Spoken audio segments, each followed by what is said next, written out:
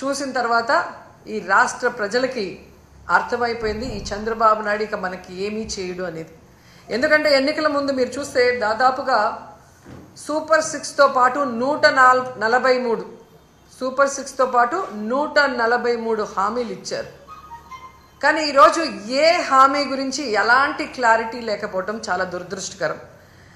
ఎందుకంటే ఎప్పుడూ కూడా బడ్జెట్ ప్రసంగం అనగానే మెజారిటీ విద్యారంగం, వైద్య రంగం, వ్యవసాయ రంగం, ఇరిగేషన్ వీటి మీద ఎలాంటి కమిట్మెంట్తో, ఎలాంటి లక్ష్యాలతో, దేనికి ప్రాధాన్యత ఏ విధంగా ఇస్తున్నారో చెప్తారని ఎదురు చూస్తే విజన్ 2047 అని చెప్పి కాకమ్మ కబుర్లతో ఆ ప్రసంగాన్ని ముగించటం మనం చూసాం.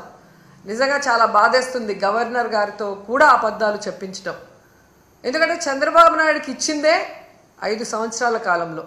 సో తాను ఎన్నికల్లో ఏదైతే ప్రామిస్ చేశారో ఈ 5 ఏళ్ల కాలంలో తాను ఎలా అవన్నీ ఫుల్ఫిల్ చేస్తానని చెప్పమంటే 2047లో ఏదో చేయబోతానని చెప్పటం, ఇప్పుడు నేను ఏమీ చేయనన్నది ఇండైరెక్ట్గా స్పష్టంగా చెప్పడం అనేది రాష్ట్ర ప్రజలందరూ కూడా గమనించారు. ఎంత దురదృష్టకరం అంటే గవర్నర్ గారు చదివేటప్పుడు అస్సలు లిక్కర్ రేట్లు పెంచము అన్నట్టుగా చెప్పించారు. మీకు చూస్తే తెలుసు ప్రతి బాటిల్ మీద ఈరోజు రేట్లు ఎలా పెంచారో పేపర్లలో వాళ్ళ స్టేట్మెంట్లే మీరు గమనించవచ్చు.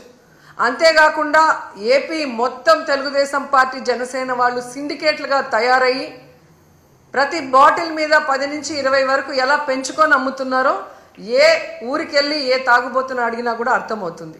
ఈ విధంగా లిక్కర్లో ప్రజల్ని దోచుకొని జలగల్లా రక్తాన్ని పీల్చేస్తుంటే అసలు రేట్లు పెంచము అని చెప్పడం ఒకసారి మనం అర్థం చేసుకోవాలి. అబద్ధాలలో పరాకాష్ట.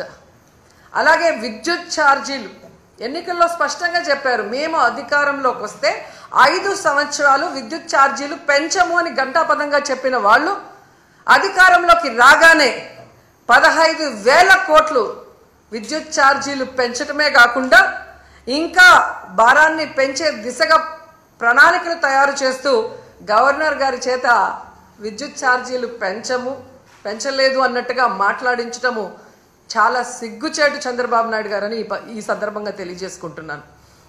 అండ్ ఈరోజు మీరు ముఖ్యంగా చూస్తే చాలామంది మహిళలు చంద్రబాబు నాయుడు వస్తే ఇంట్లో ఎంతమంది ఉంటే అంతమంది మహిళలకి 1500 ఇస్తారు అన్నారు.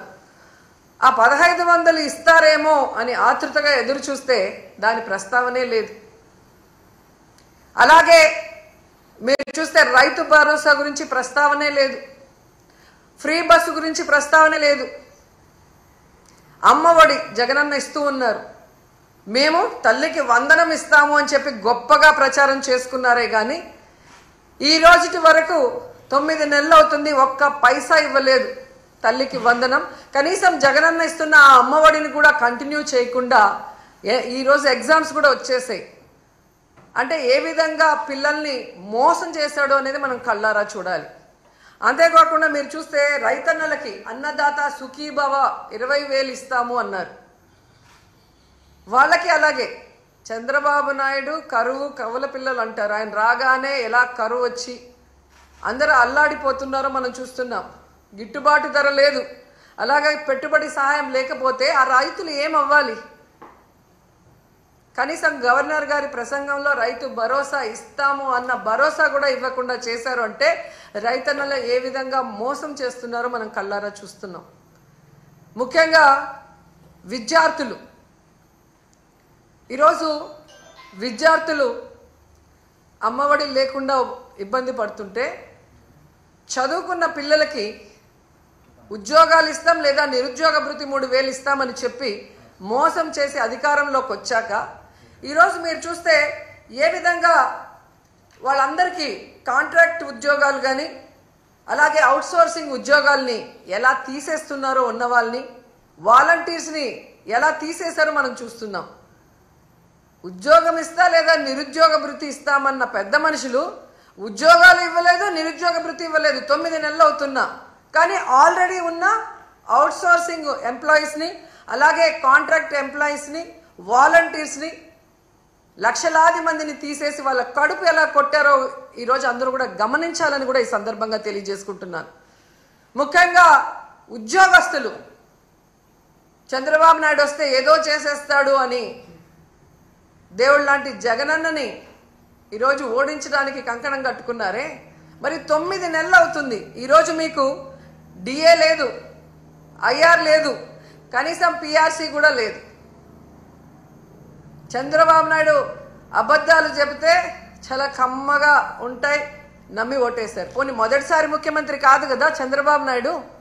గతంలో 3 సార్లు ముఖ్యమంత్రిగా చేసినప్పుడే ఇచ్చిన వాగ్దానం ఏ రోజు నెరవేర్చడు, అన్ని వర్గాల వారిని ఎలా అవమానించి మోసం చేస్తాడో తెలిసి కూడా మళ్ళీ ఆయన్ని నమ్మి ఓటేసిన మిమ్మల్ని చూస్తే నాకు జాలేస్తుందని కూడా ఈ సందర్భంగా తెలియజేసుకుంటున్నాను. ఎందుకంటే ఏదైనా చేయగలిగితే అది జగనన్న చేస్తాడు, జగనన్న చేయలేకపోతే ఏ ముఖ్యమంత్రి చేయలేడు అని అనేక ప్రెస్ మీట్లో నేను చెప్పడం జరిగింది. ఎందుకంటే జగనన్న మనసున్న నాయకుడు. ప్రతి మనిషికి మంచి జరుగుతుంది అంటే ఎంత దూరమైనా చేయటానికి ముందుకు వెళ్ళే వ్యక్తి.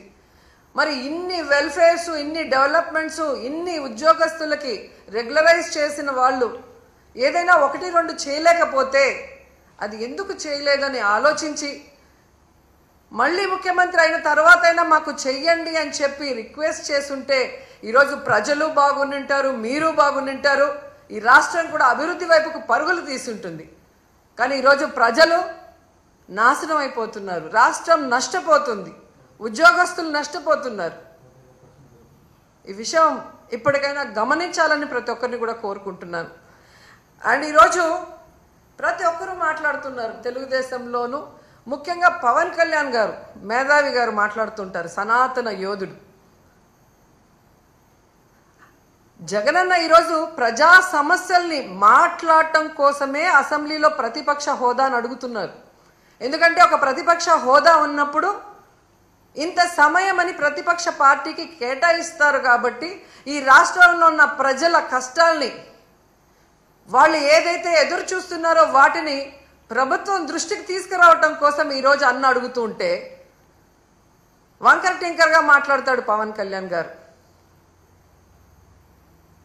ఎక్కడో జర్మనీ అంటాడు, రష్యా అల్లుడు కదా, పక్కన జర్మనీ గురించి ఆయనకి బాగా తెలిసి ఉంటుంది. కానీ ఆంధ్రప్రదేశ్లో ఏం జరుగుతుందో ఆయనకు తెలియకపోవడం మాకు బాధాకరం. నేను హైయెస్ట్ సీట్స్ గెలుచుకున్నాను కాబట్టి అసలు ప్రతిపక్ష హోదా నాకుండాలి అన్నాడు. సంతోషం, నువ్వు ప్రతిపక్ష నాయకుడిగా ఉండి చంద్రబాబు నాయుడు చేసే తప్పుల్ని నిలదీస్తాను, ప్రజల పక్షాన ఉండి పోరాటం చేస్తాను అంటే వెంటనే మీ డిప్యూటీ సీఎం పోస్టుకి రాజీనామా చేసి ప్రతిపక్ష హోదా తీసుకొని ఎదురుగా కూర్చొని ఆయన చేసే తప్పుల్ని ఎత్తి చూపించండి. ఆ పని మీరు చేయలేరు కదా. చంద్రబాబు నాయుడికి కష్టం అంటే డైవర్షన్ పాలిటిక్స్ చేస్తారు, చంద్రబాబు నాయుడు గారికి కష్టం అంటే రోడ్డు మీద పడుకుంటారు. కానీ ఈ రాష్ట్రంలో ఆడపిల్లలు రేప్ అవుతున్నా, మర్డర్ అవుతున్నా, విద్యార్థులు రోడ్ల మీదకి వచ్చి చెప్పులతో కొట్టుకుంటున్నా, వాళ్ళకి జరిగిన అన్యాయానికి మీరు హాస్పిటల్ బెడ్ మీద పడుకొని ఏమీ విన్నట్టు ఉంటారు. ఎన్నికల ముందు మీ స్పీచ్లో ఆవేశంగా మీరు చెప్తుంటే నిజమని నమ్మిన వాళ్ళు ఈరోజు వాళ్ళ చెప్పులతో వాళ్ళు కొట్టుకుంటుంటే అయినా మీకు అర్థమవుతుందంటే అది కూడా అర్థం కాకుండా మళ్ళీ జగనన్నను బ్లేమ్ చేస్తున్నారు. మీకు నిద్రపోయినా, మెలుకున్నా, అసెంబ్లీకి వచ్చినా, బయటకు వెళ్ళినా ఎప్పుడు జగన్ జగన్ జగన్, జగన్ని ఎలా తిట్టాలి, జగన్ మీద ఎలా దుమ్మెత్తిపోయాలన్న ఆలోచన తప్ప మరొకటి లేదా? 9 నెలలైంది మీరు అధికారంలోకి వచ్చి. మెజారిటీ సీట్లు మీకున్నాయని గొప్పగా చెప్పుకుంటున్నప్పుడు 11 సీట్లని ఎక్కిరించే మీరు 11 సీట్లున్న జగనన్నకి ప్రతిపక్ష హోదా ఇవ్వడానికి ఎందుకు భయపడుతున్నారు? ఒకవేళ మీరు గవర్నర్ స్పీచ్లో చెప్పినట్టు గత ప్రభుత్వంలో జగన్ గారే తప్పులు చేయడం వల్ల నష్టపోయి ఉంటే ఆయన ప్రతిపక్ష హోదా ఇస్తే అసెంబ్లీకి వస్తారు కదా, అప్పుడు నిలదీయండి, ప్రూఫ్లు చూపించండి. అంటే మీ పచ్చ మీడియాలో మీరు మాట్లాడే మాటలంతా కూడా అబద్ధాలు, కేవలం జగన్ని బ్యాడ్గా చూపించడానికి మీరు ప్రయత్నం చేశారు. అదే అసెంబ్లీలో అయితే ప్రూఫ్లతో కూడా చూపించాలి, అక్కడ జగన్ ఎంత మంచివాడు, ఈ రాష్ట్రాన్ని ఎంత అభివృద్ధి చేశాడు, ఈ రాష్ట్ర ప్రజలకు ఎంత వెల్ఫేర్ చేశాడు, ఎంత డెవలప్మెంట్ చేశాడో చెప్పాల్సి వస్తుంది. కాబట్టే ఈరోజు మీరు ఆయనకు ప్రతిపక్ష హోదా ఇవ్వటానికి నిరాకరిస్తూ మేకపోతు గాంభీర్యాన్ని ప్రదర్శిస్తున్నారు అనటంలో ఎటువంటి సందేహం లేదని కూడా ఈ సందర్భంగా తెలియజేసుకుంటున్నా. ఎందుకు ఇంత గంటాపదంగా నేను చెప్తున్నానంటే, ప్రభుత్వం చేసే అవినీతిని ఎత్తి చూపించే PAC, పబ్లిక్ అకౌంట్స్ కమిటీ, ఈ దేశంలో ఏ రాష్ట్రంలో అయినా ప్రతిపక్ష ఎమ్మెల్యేకే ఆ పోస్ట్ ఇస్తారు, PACని. అలాంటి పోస్ట్ కూడా ప్రతిపక్ష ఎమ్మెల్యేకి ఇవ్వకుండా దొంగదారిన మీ ఎమ్మెల్యేకి మీరు ఇచ్చుకున్నారు అంటే మీ అవినీతి ఎంత పెద్ద ఎత్తున జరిగింది. అది బయట రాకుండా ఉండటం కోసం దొంగదారిలో మీ ఎమ్మెల్యేని PAC చైర్మన్ని మీరు ఎలా చేసుకున్నారో అందరూ కూడా గమనిస్తున్నారన్న విషయాన్ని తెలుసుకోండి. ఎందుకంటే దేశంలో ఏ రాష్ట్రంలో లేనటువంటి విధంగా ఈరోజు ఈ PAC చైర్మన్ని మీరు తీసుకోవటం అనేది చూస్తుంటే, గతంలో ఎక్కడో విన్నాను తాలిబన్ల పాలనలో మాత్రమే ఇలా జరిగిందని, తర్వాత నారా చంద్రబాబు నాయుడు గారి పరిపాలనలోనే ఇలా జరిగింది అనేది చరిత్రలో చరిత్రహీనుడిగా మీరు నిలిచిపోతున్నారని కూడా ఈ సందర్భంగా తెలియజేసుకుంటున్నా. అండ్ ముఖ్యంగా మీరు చూస్తే ఎంత విచిత్రం అంటే, అసెంబ్లీకి TV9 రాకూడదంట, NTV రాకూడదంట, 10TV రాకూడదంట, సాక్షి రాకూడదంట. వీళ్ళకి భజన చేసే భజన పచ్చ ఛానళ్ళు మాత్రమే అసెంబ్లీకి రావాలి అనుకుంటున్నారు అంటే, వీళ్ళ మీడియాలో వీళ్ళు వండి వార్చిన అబద్ధాలనే అందరూ చెప్పాలి, లేదంటే రానివ్వము అని వీళ్ళ రెడ్ బుక్ రాజ్యాంగం ఈరోజు మనకి స్పష్టంగా కనిపిస్తుంది.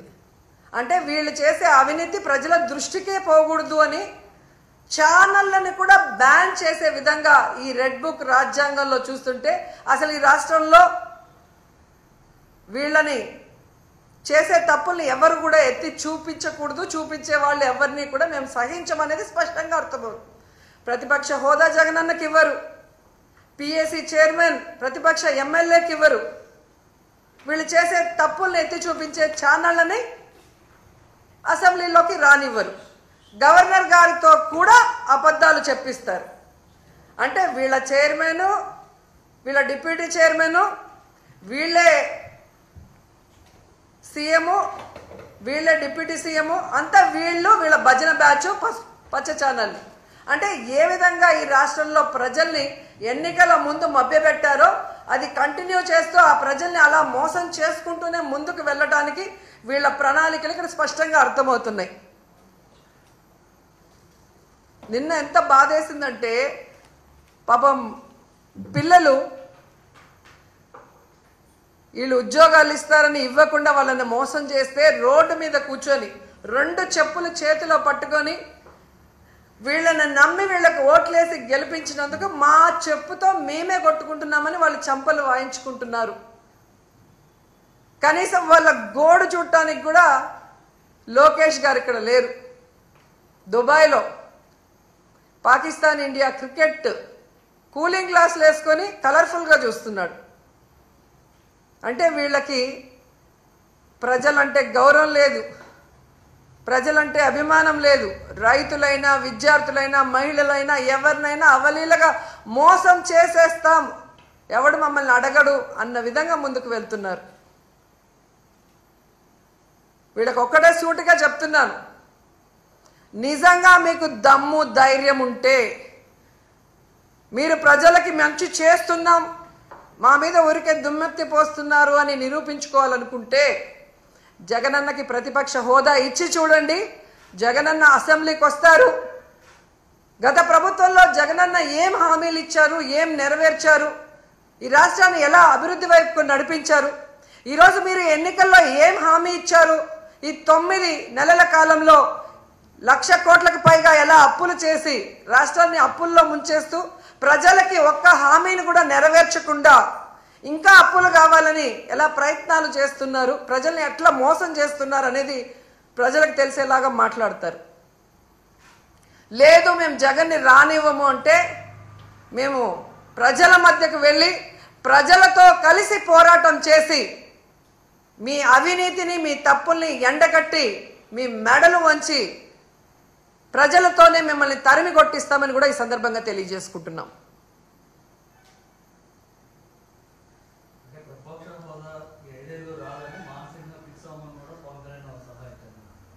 అదే అంటున్నాను సార్. ఇప్పుడు జగన్ గారికి 11 సీట్లే ఉన్నాయి అని హేళన చేసే వాళ్ళకి జగన్ అసెంబ్లీకి వస్తే ప్రతిపక్ష హోదాలో కూర్చుంటే మీకు పోయేదేముంది? ఆయనకన్నా మీరు బాగా పరిపాలించినప్పుడు ఆయన పరిపాలన చేయలేదని మీరు చెప్తున్నది నిజమైనప్పుడు ఎక్కడైనా ప్రతిపక్షం లేని అసెంబ్లీ ఉందా ఈ దేశంలో? ఒక్క ఆంధ్రప్రదేశ్లోనే. గతంలో జగనన్న అనుకునింటే చంద్రబాబు నాయుడు ప్రతిపక్ష హోదా లేకుండా చేసుండొచ్చు. కానీ ప్రజాస్వామ్యాన్ని గౌరవించే వ్యక్తిగా జగనన్న ఆ రోజు చంద్రబాబు నాయుడిని ప్రతిపక్ష హోదాతో కంటిన్యూ చేశారు. వీళ్ళు చేసే నీతిమాలిన రాజకీయాలు ఆ రోజు చేసుంటే ఆయనకు ప్రతిపక్ష హోదా ఉండేది కాదు. ఎందుకంటే ఏ రాష్ట్రంలో అయినా ఒక ప్రతిపక్ష పార్టీ ఉండాలి. అధికార పార్టీ ఏదైనా తప్పులు చేస్తే అవి ఎత్తి చూపించాలి, నిలదీయాలి. వాటిని అధికార పార్టీ సరిదిద్దుకొని ప్రజలకి అండగా నిలబడాలి. దీనికే అసెంబ్లీ అనేది ఉంది. అంతేగాని ప్రజల్ని మోసం చేస్తాం, మాకు నచ్చినట్లు మేము ఈ రాష్ట్రాన్ని అప్పుల పాలు చేస్తాం, మా మీద ఎవరు మాట్లాడినా వాళ్ళని అరెస్ట్ చేసి దొంగ కేసులు పెట్టి లోపల పెడతామంటే ఎక్కువ రోజులు అవి జరగవు.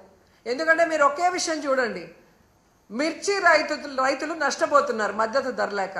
ఎవరు వెళ్ళారండి అక్కడికి? జగన్మోహన్ రెడ్డి గారు వెళ్ళారు.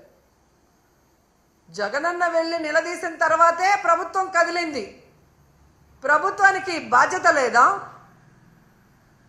వాళ్ళకు మద్దతు ధర ఇవ్వాలి, పెట్టుబడి సాయం చేయాలి అన్న ఇంగిత జ్ఞానం చంద్రబాబు నాయుడికి పవన్ కళ్యాణ్కి లేదా నేను అడుగుతున్నాను.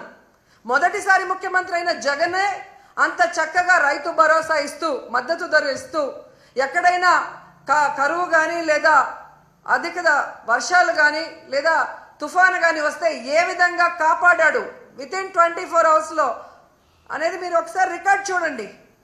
మరి మొదటిసారి ముఖ్యమంత్రి అయిన జగనన్న చేయగలిగినప్పుడు 4వసారి ముఖ్యమంత్రి అయిన నీకు 30 years ఇండస్ట్రీ 40 years అని గొప్పలు చెప్పుకునే చంద్రబాబు నాయుడు ఎందుకు చేయలేకపోతున్నాడు? మూలనున్న ముసలమ్మ కూడా బటన్ నొక్కుతుందనే. నువ్వు కూడా ముసలోడివే కదా, నొక్కేది బటను, ఎందుకు నొక్కలేకపోతున్నావు? జగనన్నని హేళనగా మాట్లాడటం కాదు, జగనన్నలాగా 1 సంవత్సరం పరిపాలించి చూడు, తెలుస్తుంది. హుందాతనం గురించి పవన్ కళ్యాణ్ మాట్లాడటం కామెడీగా ఉంది నాకు. ఎందుకంటే ఒక సినిమా ఇండస్ట్రీలో పవర్ స్టార్గా ఉన్నప్పుడు అది వదులుకొని పాలిటిక్స్కి వస్తే సర్వీస్ చేస్తారని ప్రజలు నమ్ముతారు. కానీ ఏ రోజుకి ఆ రోజు, ఏ ఎండకు ఆ గొడుగు పట్టుకుంటూ తన స్వలాభాన్ని చూసుకుంటూ ప్రజల్ని గాలి కొదిలేయటం ఈ రాష్ట్ర ప్రజలు ఆయన పార్టీ పెట్టిన రోజు నుంచి గమనిస్తున్నారు. ఈ రాష్ట్ర ప్రజలకు కానీ నీ పార్టీ నాయకులకు కానీ మీ కులం వాళ్ళకు కానీ మీరు ఏం చేశారని చెప్పండి. ఒక్కసారి మీరు ఎలక్షన్లో మాట్లాడిన వీడియోల్ని ప్లే చేసుకోండి. దాంట్లో ఇచ్చిన ఒక్కటైనా ఈరోజు మీరు చేస్తున్నారో మీరు చూడండి. రౌడీల్లాగా అరిచేది మీరు, హుందాతనం లేకుండా జగనన్నని ఏది పడితే అది మాట్లాడేది మీరు. మళ్ళీ మాకు మీరు నీతులు చెప్తా అంటే ఎంతవరకు కరెక్టు? ఈరోజు గవర్నర్ గారి మీద గౌరవం ఉంది కాబట్టి జగనన్న అసెంబ్లీకి వచ్చారు, వచ్చి వినేసి బయటకు వచ్చాం. మీరు ప్రతిపక్ష హోదా ఇస్తే వచ్చి మీరు ఏం తప్పులు చేస్తున్నారు, మీరు ఏ హామీలు ఎక్కొట్టి ప్రజల్ని మోసం చేస్తున్నారో క్లియర్గా చెప్తారు. జగనన్న చెప్పేది తప్పంటే మీకు టైం ఎక్కువ ఇస్తారు కదా, అప్పుడు నిరూపించుకోండి.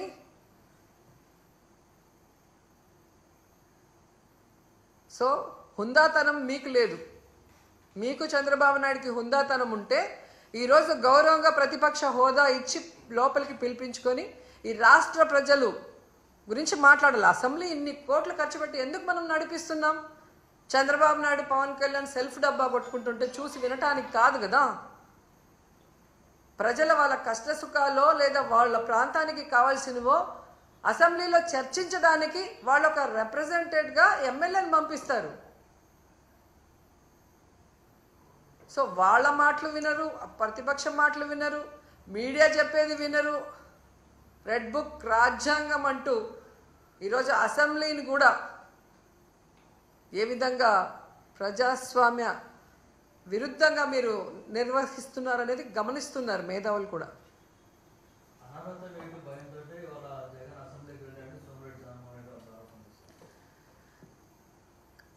జగనన్న ఎప్పుడో చెప్పాడు, మీ వల్ల ఏమైతే అది చేసుకోండి అన్నాడు. ఇంకా అంతకన్నా ఏం చెప్పాలి? మీ వల్ల ఏమైతే అది చేసుకోండి అని చెప్పాడు కదా. జగనన్న భయపడతాడని మీరు అనుకుంటారా?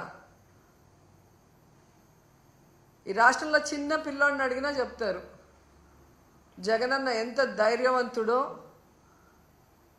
సోనియా గాంధీని అడిగితే చెప్తుంది, చంద్రబాబు నాయుడు అడిగితే చెప్తారు. పైకి మేకపోతు గాంభీర్యం కాదు, వాళ్ళ మనసులో వాళ్ళని అడిగితే వాళ్ళకే తెలుస్తుంది జగన్ ఎంత ధైర్యవంతుడు.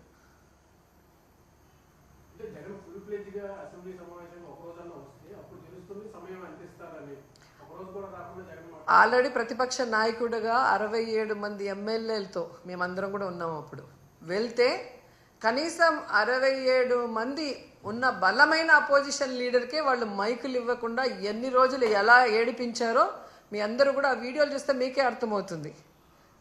అలాంటిది ఈరోజు ప్రతిపక్ష హోదా లేకపోతే ఏ విధంగా సమయం ఇస్తారని మీరు అనుకుంటున్నారు? అందుకని అది అడుగుతున్నారు తప్ప అదేదో సరదా కోసం కాదు. ప్రతిపక్ష హోదా అనేది ఒక బాధ్యత కోసం అడుగుతున్నాడు. ఆ బాధ్యత పవన్ కళ్యాణ్ అనుకుంటే ఆయన డిప్యూటీ సీఎంకి రాజీనామా ఇచ్చి ప్రతిపక్ష హోదా తీసుకొని మాట్లాడమను, వాళ్ళు చేసే తప్పుల్ని ప్రశ్నించమను. ఆ పిఎస్సి చైర్మన్ని రిజైన్ చేసి అపోజిషన్ ఎమ్మెల్యేకి ఇమ్మను. వాళ్ళు చేసే అవినీతి ఏంటి అని ప్రూవ్ చేయడానికి రెడీగా ఉన్నారు కదా. ఈ దేశంలో ఏ రాష్ట్రంలో అయినా అపోజిషన్ ఎమ్మెల్యేకి ఎందుకు ఇస్తారు? వాళ్ళు నిష్పక్షపాతంగా గవర్నమెంట్ చేసే తప్పుల్ని ఎత్తి చూపిస్తారు కాబట్టి. అది కూడా మీరు దొంగదారిలో మాట్లాడుతున్నారు. ప్రెస్ని నోరు మూయిచ్చేస్తారు. గవర్నర్ గారి చేత కూడా అబద్ధాలు మాట్లాడిస్తారు.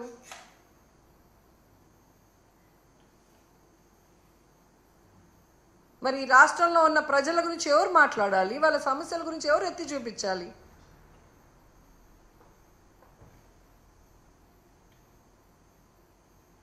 Thank you.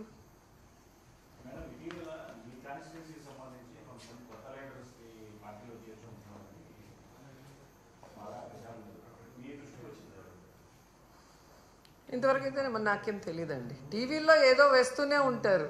వాళ్ళకి టీఆర్పీ రేటింగ్లు కావాలి అంటే రోజా గురించి ప్లస్ మైనస్ ఏదో ఒకటి వేయటం సరదా అయిపోయింది అన్ని ఛానల్స్కి.